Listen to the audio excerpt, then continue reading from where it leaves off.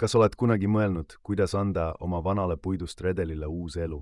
Selle asemel, et see prügikasti visata, saad selle muuta imeliseks seinariuliks, mis lisab su elutoale isikupära ja funktsionaalsust. Vana uks võib saada uue elu stiilse kirjutuslaua või töölauana, pakkudes suurt pinda su projektide jaoks.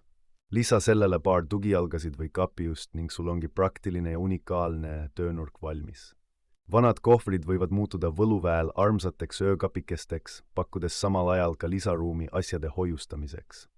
Lihtsalt lisa mõned riiulid sisse ja sul ongi ainulaadne mööbliese, mis räägib ka oma lugu.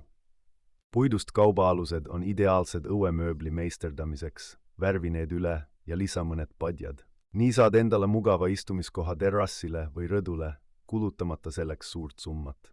Vannitoas võib väike redel toimida suurepärase riiulina rätikute ja vanniatarvete jaoks. See lisab su vannitoale nii praktilist hoiuruumi kui ka rustikaalselt šikki välimust.